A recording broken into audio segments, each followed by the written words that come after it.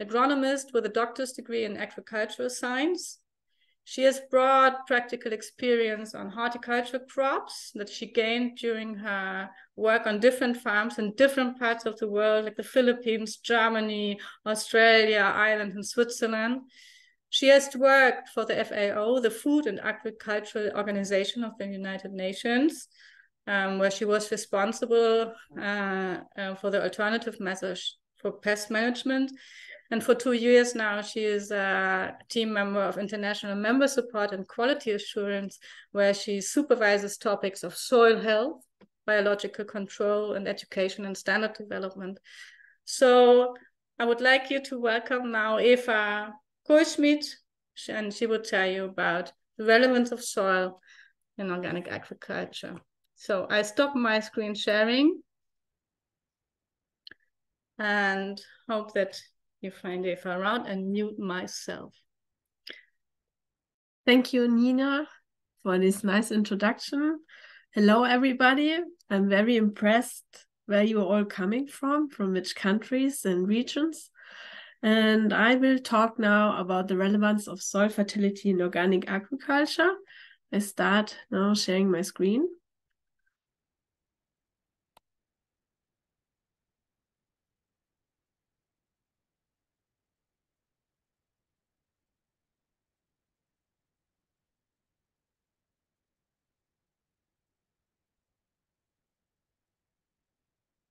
Yeah, Nina says it's fine. Okay, good.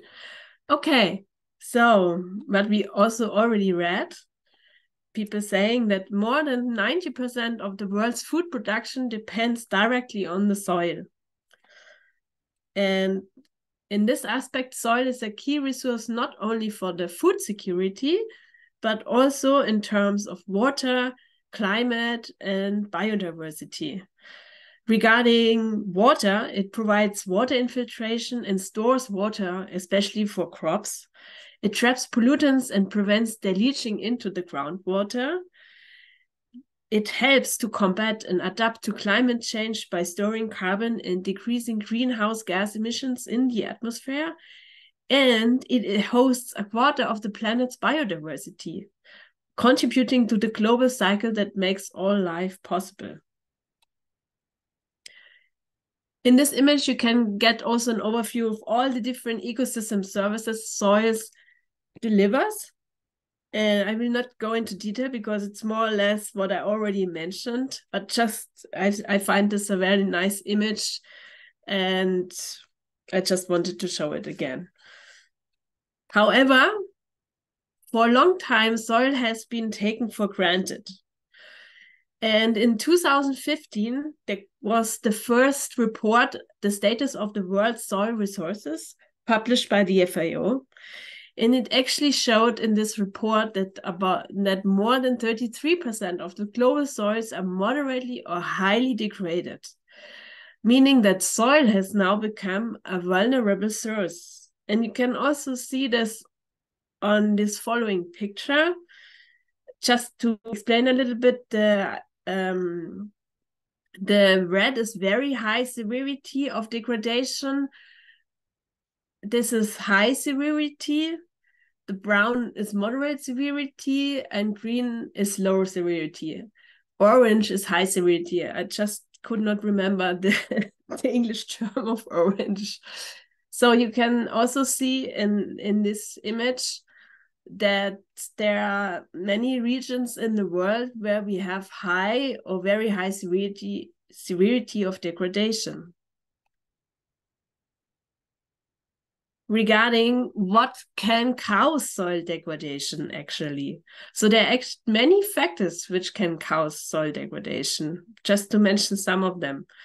Overgrazing, reduction of organic matter, sealing, contamination with agrochemicals, for example, compaction, if you go in with heavy machinery in wet soil conditions, this can be caused, salinization and alkalinization, loss of biodiversity, waterlogging, acidification, clearing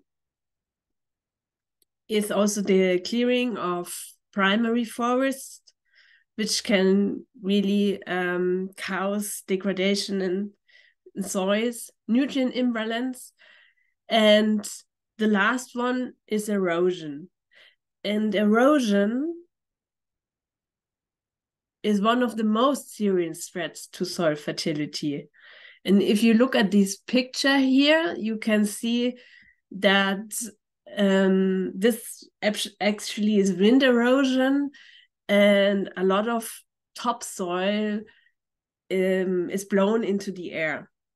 So soil erosion is actually a process that can cause widespread and serious environmental degradation, either by wind erosion, or also when you look at this one, it's also caused because there's no soil cover. So also the topsoil is blown away, or the thickness also of the soil surface is reduced. In this picture, for example, from Burundi, you can also see heavily erosion sites here on this side. Via rain, the topsoil is actually washed down the hill, and also you can see here. So soil erosion can be introduced by rain and wind, but it can also be introduced by tillage. So the redistribution of soil within fields caused by tillage erosion might lead to, and you can see here, it might lead to that the deposition rates, like all the topsoil is actually washed down the hill, and it's accumulating here, exceeding 100 tons per hectare and per year. And here you lose all the topsoil, and also, of course, the productivity. So the good soil, actually the topsoil, what is needed for production, is washed down.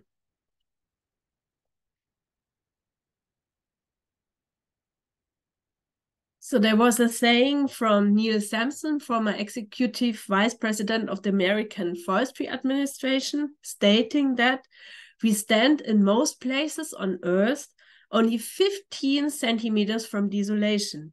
For that is the thickness of the topsoil upon which the entire life of the planet depends.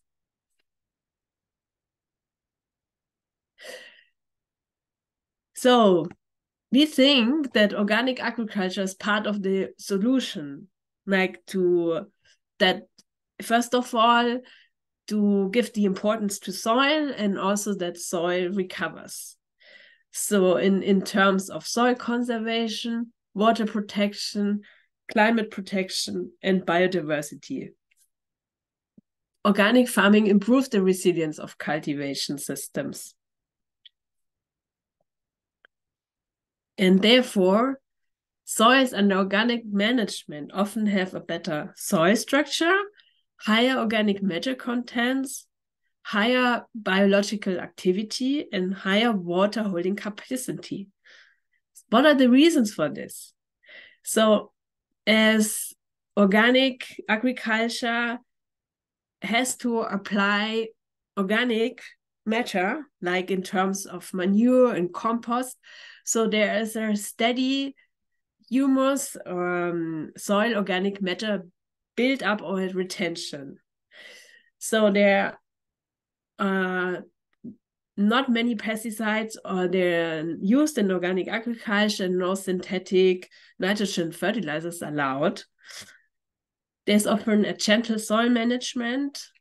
Crop rotations are taking place, which include legumes, soil cover by green manure, and intercropping or undersowing by mixed crops, especially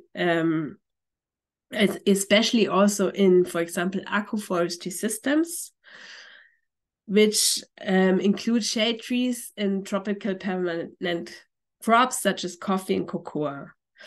And also often active erosion control measures are taking place. However, also organic agriculture is facing nutrient deficiencies on a growing number of organic farms. And this needs to be tackled, because nutrient deficiencies will in the long lead to less fertile soils and, of course, in less production. So some measures how to reduce soil erosion by landscape management. So there are different measures to reduce or prevent soil erosion. One is landscape management.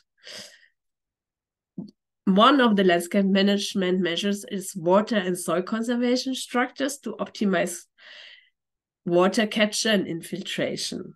Then there can also be grass waterways to convey water safely off the slopes. Planting cross-slope vegetation, this is really very crucial in terms of when you having a hilly landscape. Progressive and bench terracing and also windbreaks are very crucial in terms to prevent soil erosion via wind.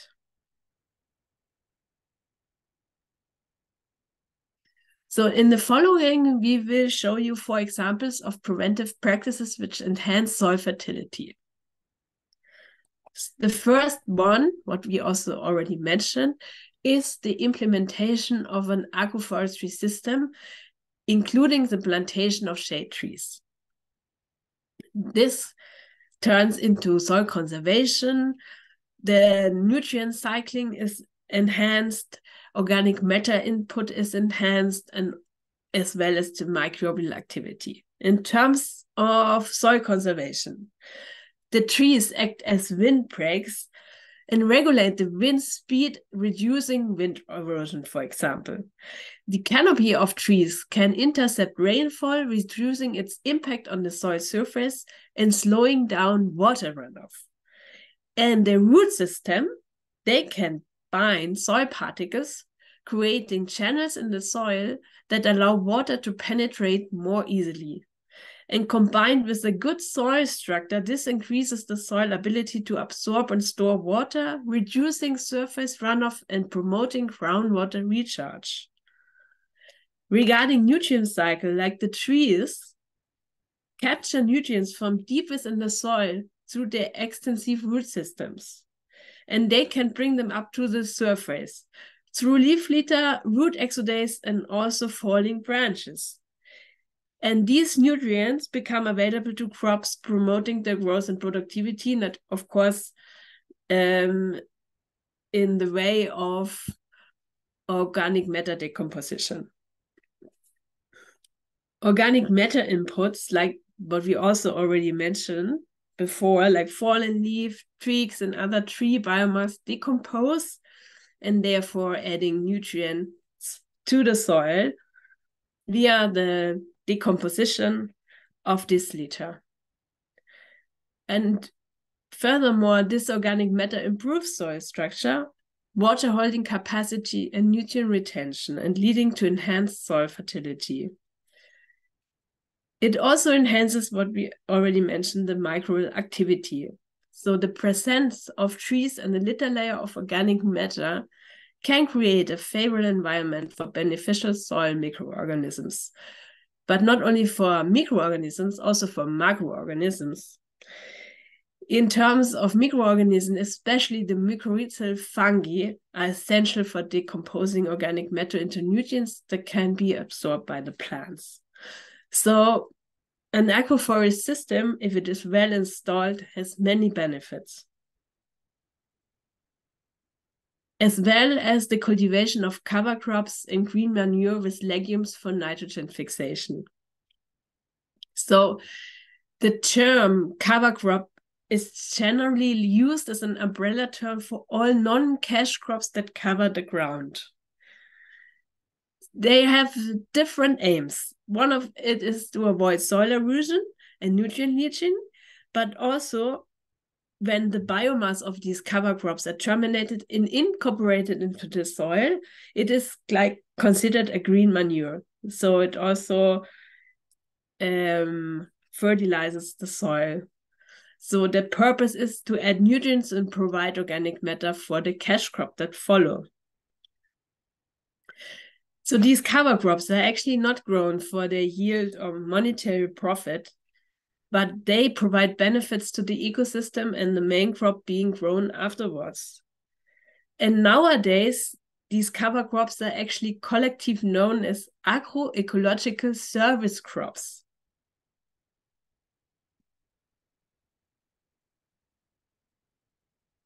So we also already mentioned that a lot of soil is lost because because we have a lot of bare soil.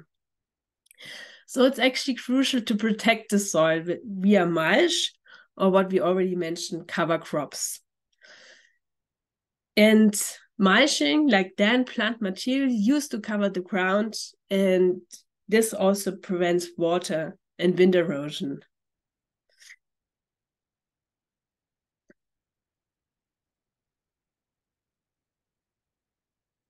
One measurement is also the reduced tillage, no tillage, but in some cases, no tillage might not be feasible. But at least it would be good to reduce tillage to maintain the soil structure and protective cover of the soil. Also to reduce the risk of soil compaction, increase the water infiltration, and reduce runoff and evaporation, and improve water retention. And so reduced soil tillage can be crucial in soil management.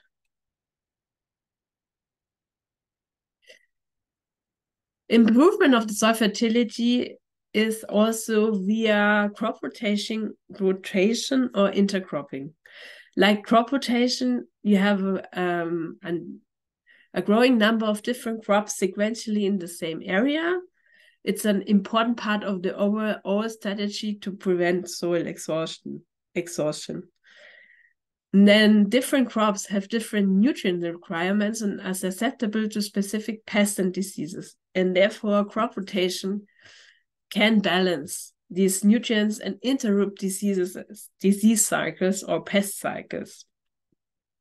It also guarantees a long-term yield stability and economic viability. And for example, rotation with legumes is a good practice to keep the soil fertile and rich in nutrients. Intercropping, that it's a little bit the same, that what we already mentioned, that crops have different nutrient requirements and their root have different growth patterns. So by intercropping, you can actually avoid the depletion of individual nutrients and access different nutrient pools. Using a diverse and increasingly complex crop in the field reduces the risk of major crop failure due to pest diseases and makes the soil more resilient to crisis. Of course, also in organic farming, you have all these, we mentioned already all these measurements, but also organic fertilizers need to be applied from time to time. So there are different options actually available. There's this like farmyard manure, compost or vermicompost, organic liquid fertilizer produced on farm, lime to correct the soil pH, microbial inoculants. Like microbial inoculants can enhance the biological activity and also the nitrogen fixation of the soil. And selected organic mineral fertilizers to meet specific nutrient needs for specific crops.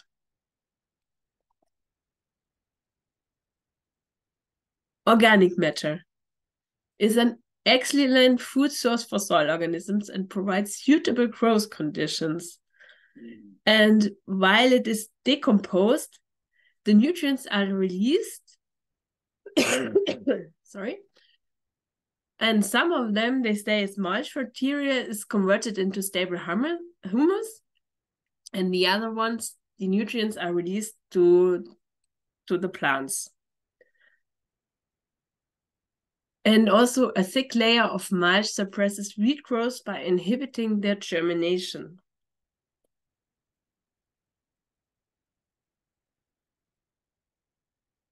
And furthermore, that soil organic matter binds soil particles together as stable aggregates, which influences the soil structure.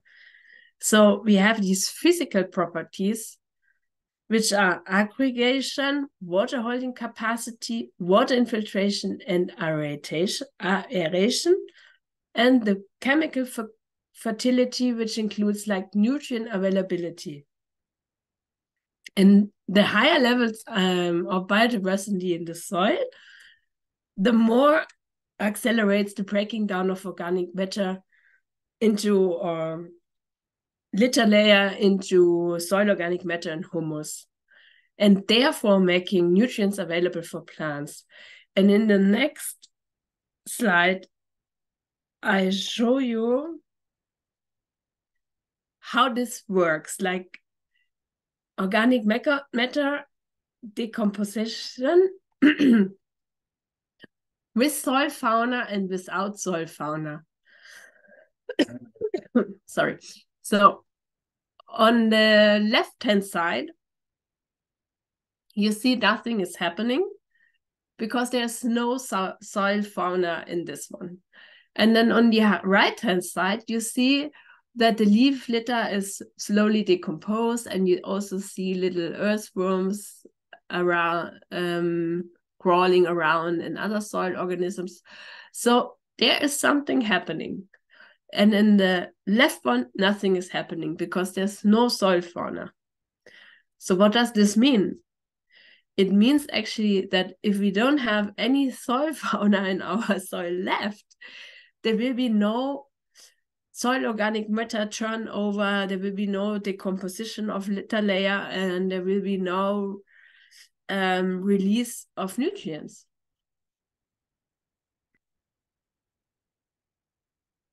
So biodiversity, or soil biodiversity, is actually crucial for plant growth. I mean, soil biodiversity is crucial for soil organic matter build-up and plant growth, but it's also for healthy soils, like to keep soils fertile. They also take their part in climate change mitigation and adaptation, also especially microorganisms in water purification and human health. So I have a last statement before I come to the end. I'm always amazed by living soil, how all the myriads of soil organisms know exactly what to do. The great interaction that ultimately makes fertile soil possible cannot simply be called coincidence for me. It simply calls for admiration and respect. So this was stated by Martin Köckli, who is an organic farmer in Switzerland. So thank you very much for listening. And I'm looking further to investigate with you into the fascinating topic of soil.